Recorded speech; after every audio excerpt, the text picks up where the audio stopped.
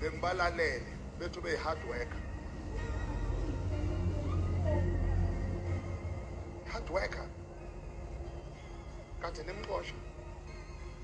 Hard worker. Kade belingamholeli.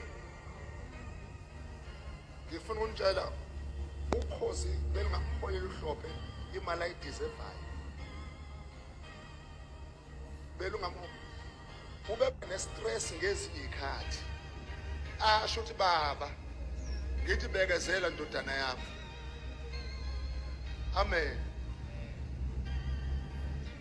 Angidlule ngoba ngizele lokho ngiyadlula ukuze nibe ne-understanding. Noma banganikhohlisa kangakanani manje hayi angingeni lokho. Kodwa kubalekile they never respected him while he was still alive. You cannot change a person from gospel to Ebola to education. Versatile. If versatility ihambisana neholo. Kuningi ahlukumezeke khona. I remember engitshela mngona wami kade ngifunelwe izingane. Zifuna ukugulala ngoba khona umntwana wami kade engaguleta. Ngitshelele ingane ukuthi kumele zingulala ngabangcono ngoba zingangibhoboza. Bakhona namhlanje labantu la endlini. Bazodabu kanye nathi. Kodwa ifanele befonele ingane. Befuna ukuthi uHlophe ashone. Abanye emsebenzini la asebenza khona. I remember ngitshela ukuthi mfethu angisasebenzi noma ngikhathi ikhathi zami zokusebenza. Imali engiyihola khona isingangerent. But babhizi namhlanje love bangathi bamthanda benze yonke into bebengekho ekhathini zakhe zokugula ezomzimba.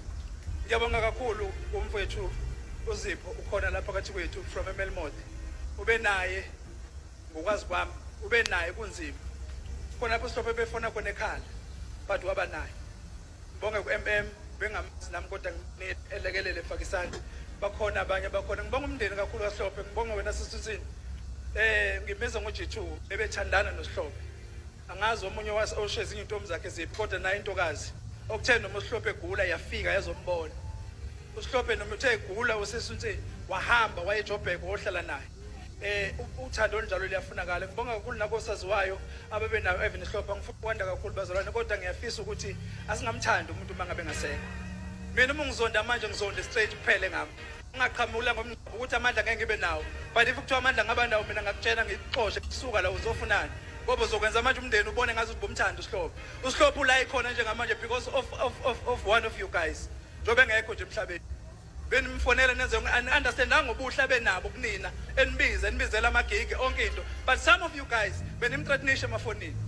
But namhlanje la niyadabu kwenza ngathi nibhlunga dinini nekhozi yaloko.